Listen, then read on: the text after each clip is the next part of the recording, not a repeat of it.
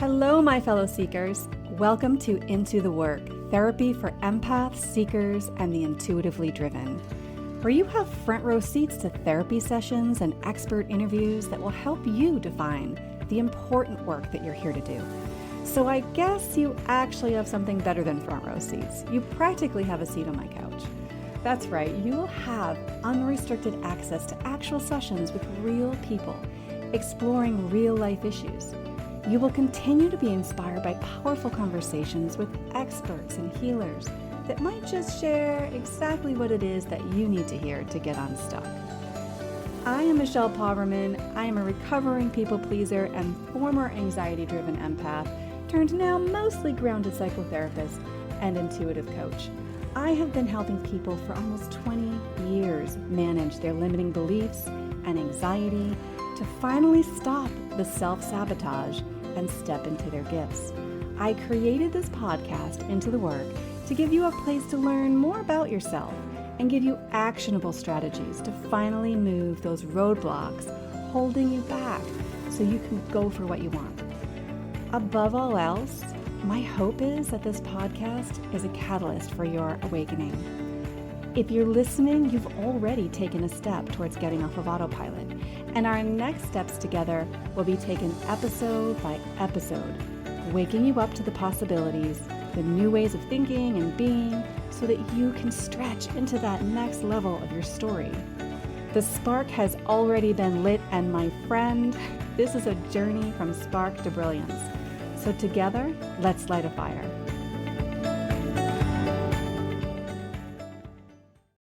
Hello and welcome back to the show. Today, real quick before we jump into this conversation that we're about to have on the link between our energy, our money, and our self-worth, I want to share with you that there is still time to join my free masterclass tonight if you're listening to this today. You may have heard me mention it if you tuned in last week, but it is happening tonight and it's called the Self-Sabotage Trap, 4 secrets to accomplishing more with soul-loving boundaries. And we're going to go deep into some areas I know you're going to get a ton from.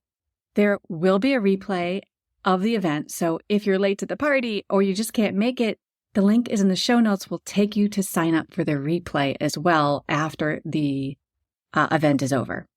Okay, so I have a question for you. Have you ever heard of the saying, money is energy? It helped me a lot in my relationship with money to understand this concept that money is energy. It's like a piece of paper we have placed worth onto. And when we pass it between ourselves, there's this energetic exchange. Let's call it an energetic balancing act, if you will. And it has definitely helped me in my business as well as in my personal life, my spending. How we experience money can also mirror energy blocks that we have and the mismanagement of our energy, usually based on stuck patterns and beliefs, of course, right? But so there is a really interesting connection between our energy, our money, and our self-worth.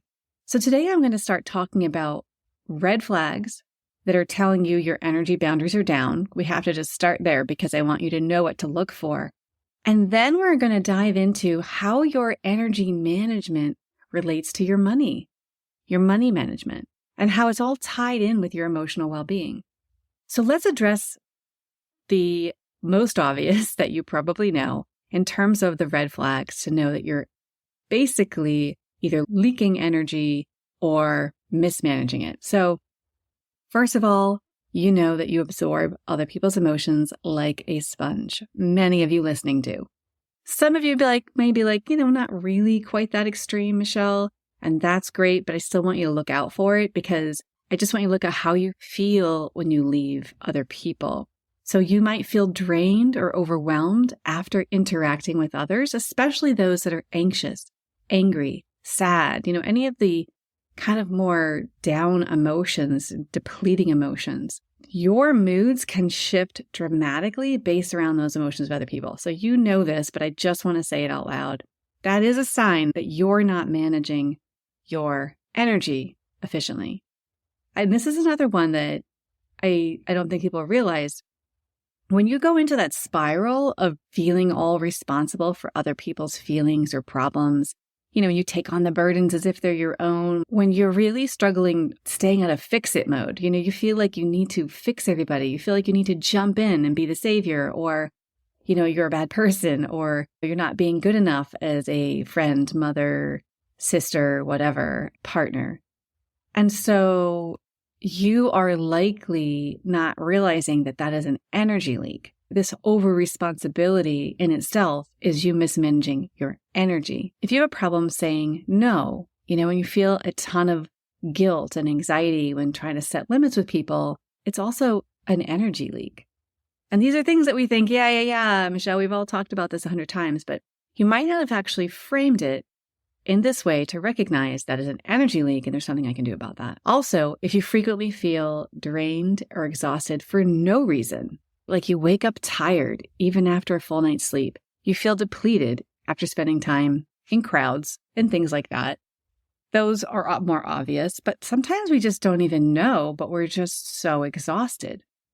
I think those are energy leaks we're just highly unaware of. We're not aware that we've been leaking our energy. We're not sure where it's happening, but it's an energy leak nonetheless. Even something like when we allow our indecision to grow and spiral. So when we are constantly influenced by others' opinions or looking for validation, or we don't know how to make a decision, that in itself becomes a mismanagement of our energy, because you are leaking energy, you're depleting energy as you spin in this cycle of I need, right? Not that I have, but I need.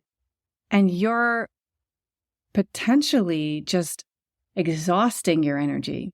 And so you might notice when you've had like a stint of like having to make a decision and you've been spinning in anxiety around it and second guessing your decisions and asking everybody what they think and never feeling really good enough about it. I want you to recognize that you're tired after that. You're exhausted after that. You feel like you need a nap or a recovery weekend after doing that all week, because you have leaked your energy and energetically you're depleted. And here's another really big one. And this was my cue. And some of you out there listening are going to be like, oh my gosh, I know this to be true for me. And some of you didn't even realize it. It is true for you.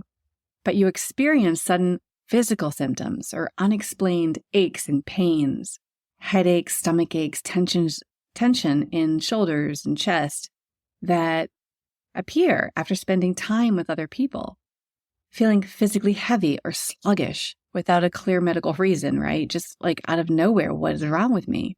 Why do I feel this way? And when we do experience those physical symptoms of other people, it truly feels like it's 100% feels like it's ours. Like I can have serious back pain and be like, oh my God, and share that with the person I'm with and have them say, oh my gosh, that's so funny because I have really bad back pain. I have this, pain patch on my back right now and blah, blah, blah. So, there are ways in which we're taking on other people's stuff, and that is an energy leak. And when you are experiencing the physical symptoms of other people, and that was mine, it used to be extreme. It isn't actually anymore. I hated it in the beginning. And then I suddenly thought it was cool because I felt like it gave me information during healings, like, oh, you have pain here and you have pain there. And now I'm like, yeah, I don't need to play that game. I don't play that game anymore. I don't allow myself. I really try to put up some significant boundaries around taking on other people's physical pain. I don't need to feel it to heal it, is my saying.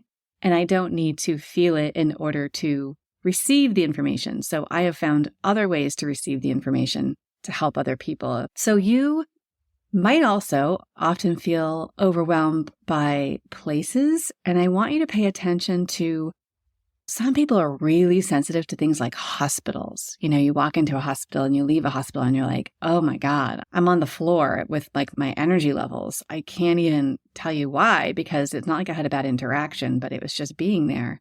Or chaotic environments can even make you feel kind of dizzy or fatigued. Like that's always kind of interesting to me. When things are super, super chaotic, I can actually walk away being like, I feel dizzy. Being around certain people can leave you feeling mentally foggy or out of sorts. That's all these symptoms are pointing you to tell you, my friend, are leaking energy, your boundaries are down, and your energy is being impacted and it's affecting you and how you feel. And you might notice that you actually struggle. And this is a really big one. A lot of us don't call an energy leak, and it truly is. It's similar to what I was saying earlier, but you struggle to disconnect from other people's energy. So you leave a situation and you keep replaying the conversations over and over again in your head. You can't stop thinking about someone's problem that they mentioned. Even if it has nothing to do with you, it's not like you're sitting there in conflict with somebody and feeling flooded. You actually literally just keep going over and over and over their story, and you're trying to solve it. You're trying to think about things for them. It's also an energetic connection issue. You need to disconnect from them. You need to disconnect and release them and let them go. And I actually do the work of helping people in this process of disconnecting from other people's energy.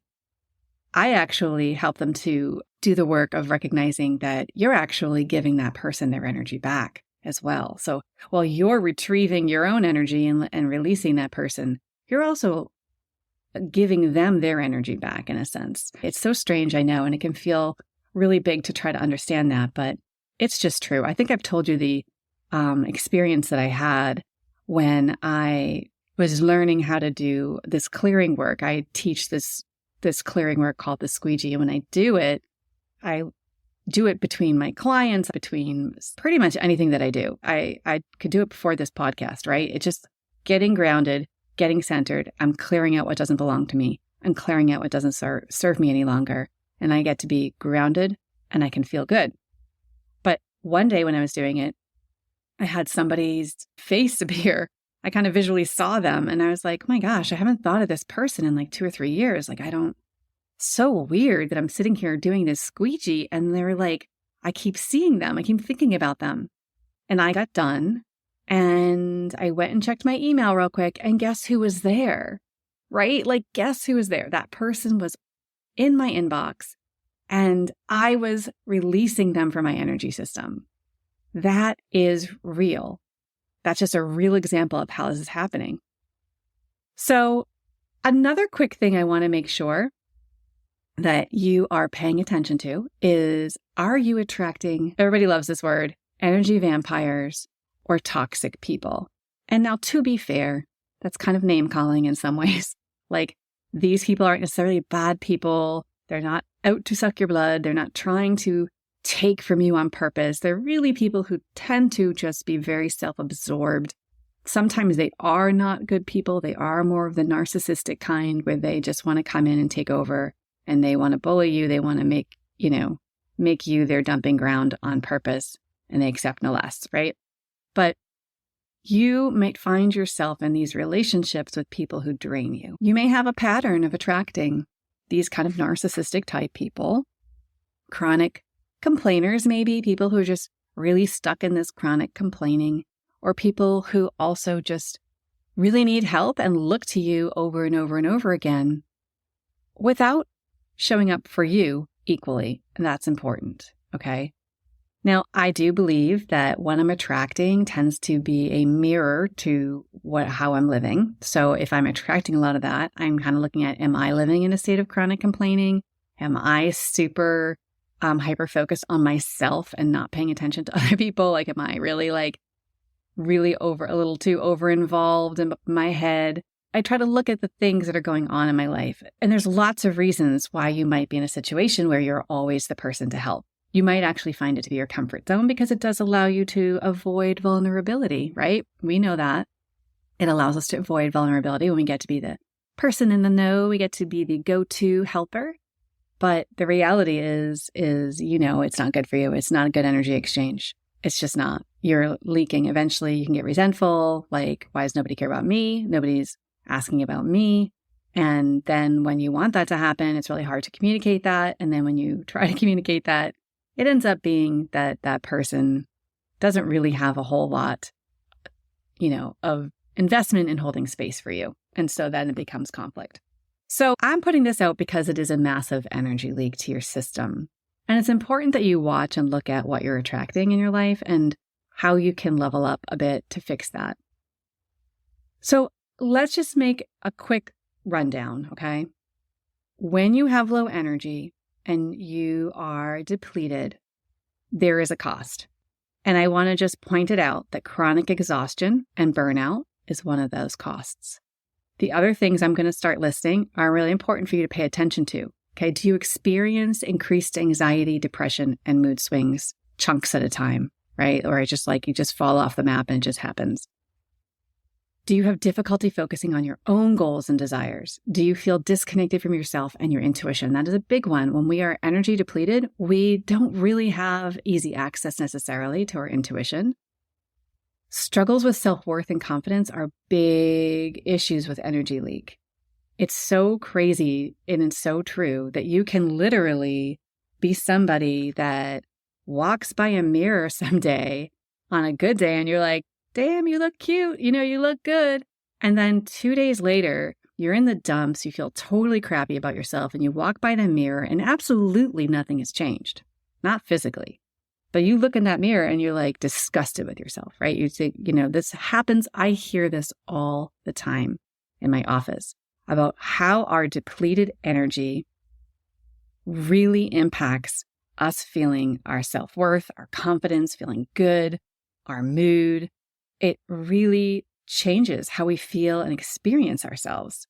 And so I really like to point that out to women who get in this place where they're like on this, the diet wagon and they're back and forth and feeling crappy, that we really need to look at what do you need to do to up your energy levels, right? Your energy management. Where's your pleasure? Where's your excitement? Where's your joy? How much fun you're having? Things like that.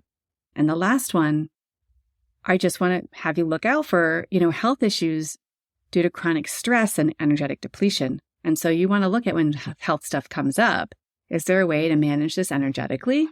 That is certainly something I had to do.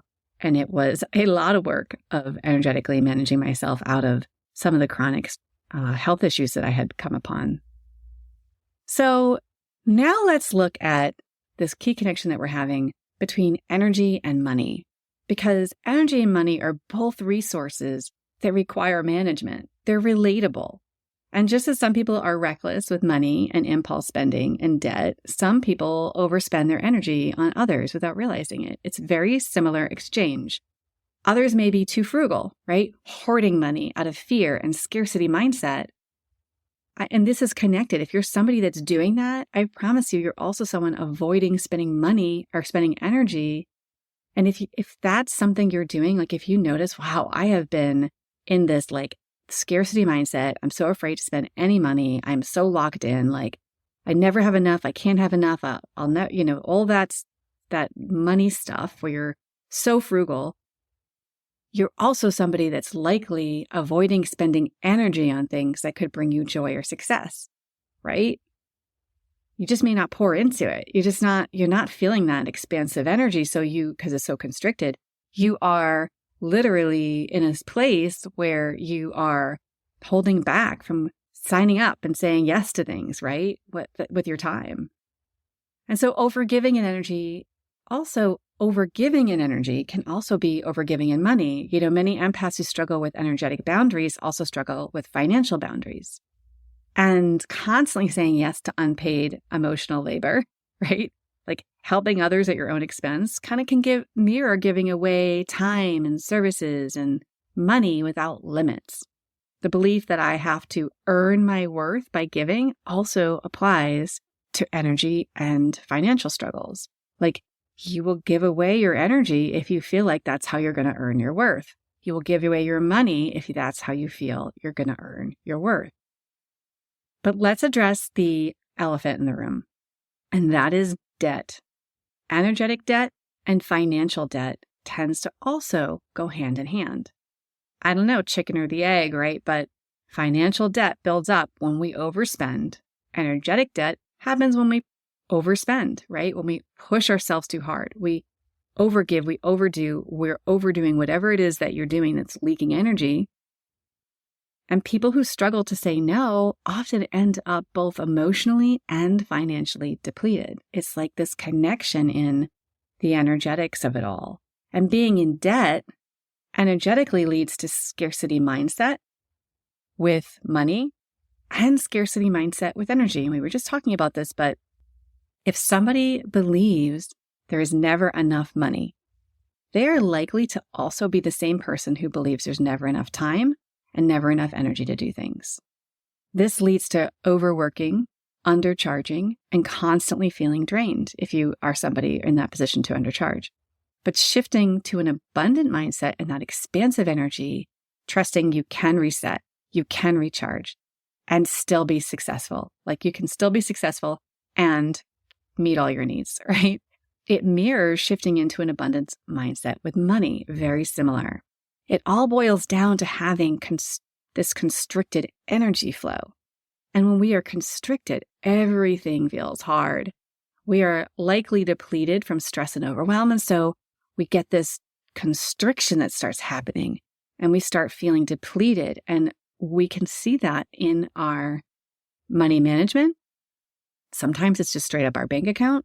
And sometimes it's that we have money in the bank, but we just can't. The feeling that the relationship we're having with the money is similar to the depletion that we're having with our energy.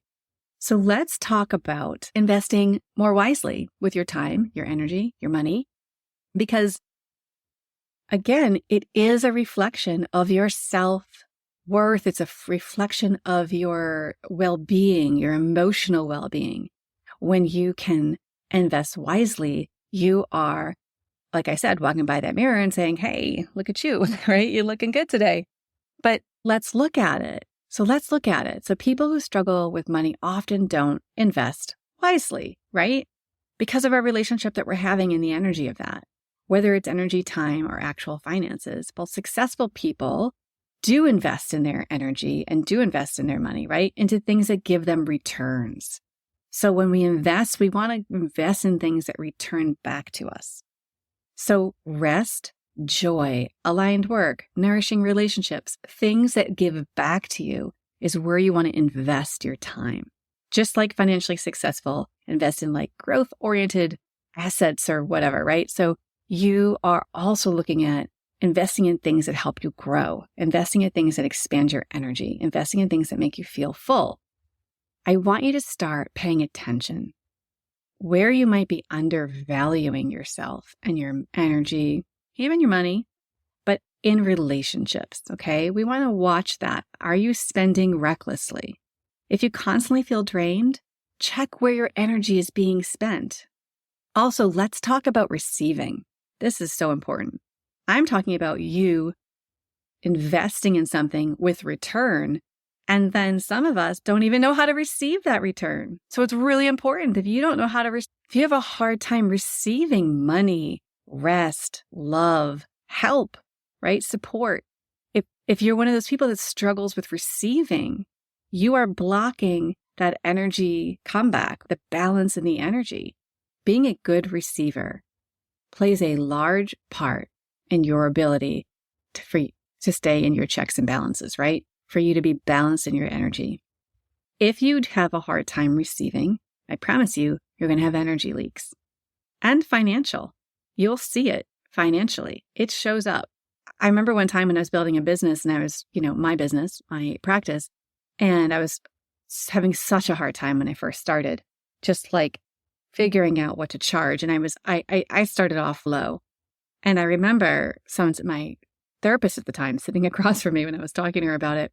And she was like, I'm starting to see that you have money issues for the first time. I didn't really realize that about you. And I was like, oh my gosh, I felt a little shameful. And then I was like, no, I do.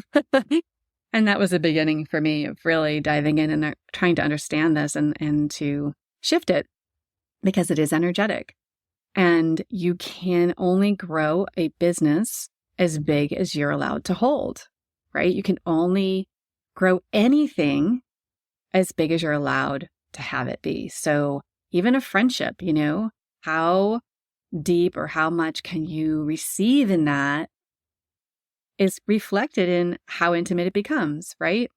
And so we really need to look at our willingness to be expansive in all that we do. And that really allows our energy to flow freely. It allows money to flow freely as well in our life. Let's talk about budgeting your energy like money, right? So if you think of your energy like money, you have a limited amount each day.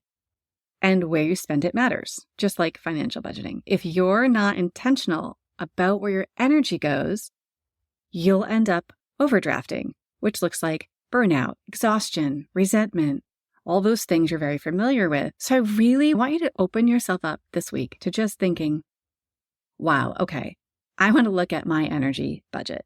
Take a look at where you're leaking. Are you worrying about things you can't control? Are you overthinking about past conversations? Are you staying detached or staying attached to things you shouldn't?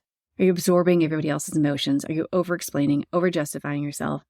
Are you putting in way more than what you're getting back in the things in your life? I want you to take a look at that. And then let's talk about setting up, energy bank accounts. Okay, I'm getting cuter here, but let's play. Imagine that you have a checking account and that's your daily energy. How you manage everyday interactions is your daily energy. How you're showing up every day is where you can see how you're going to feel every day.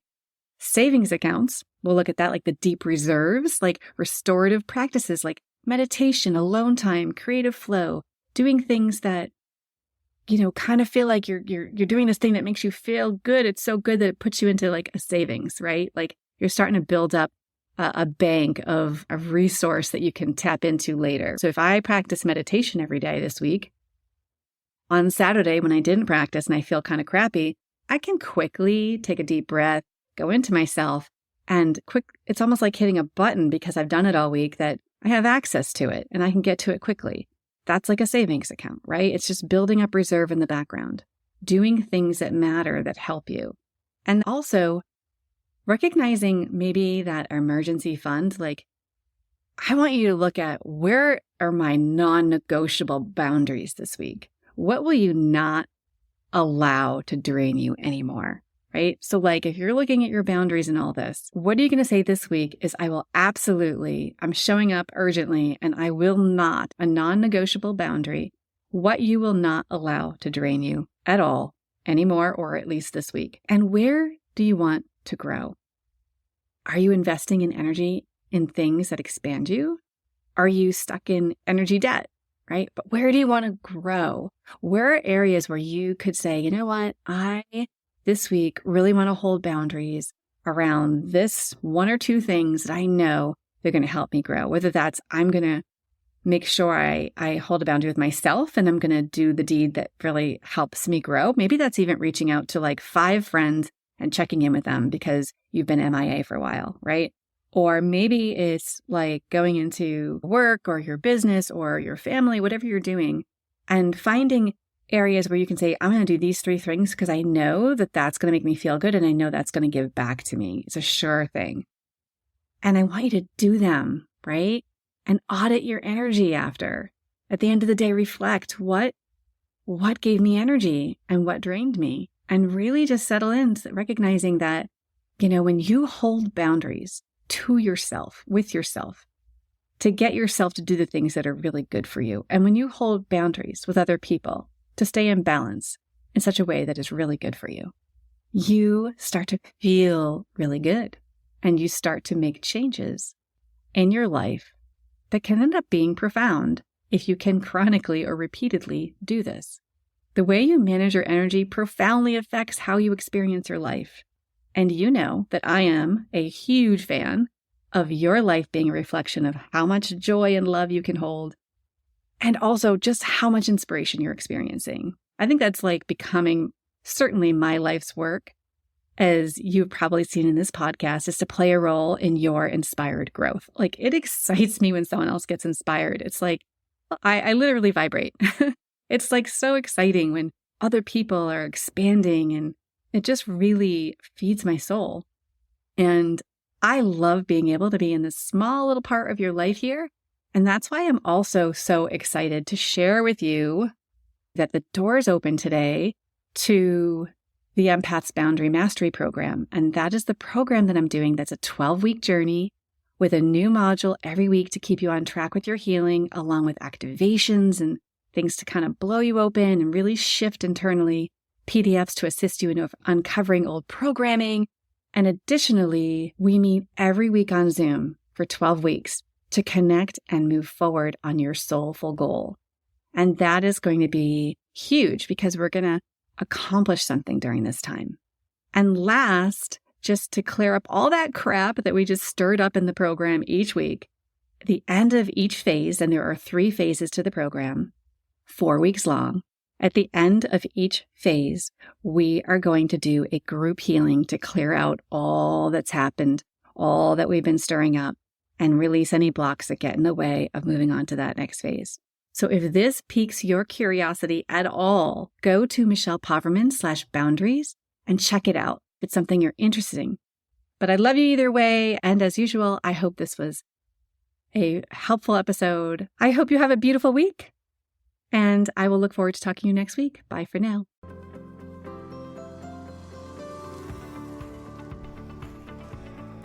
Thank you for listening to Into the Work Therapy for Empaths and Seekers. Don't forget to grab your free gift, your Shadow Work Transformation Bundle at michellepoverman.com.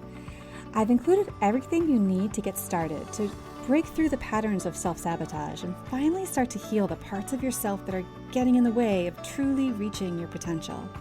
From a powerful meditation designed to help you meet and embrace your shadow self, to the guide that's full of curated prompts and important questions to support you on this journey.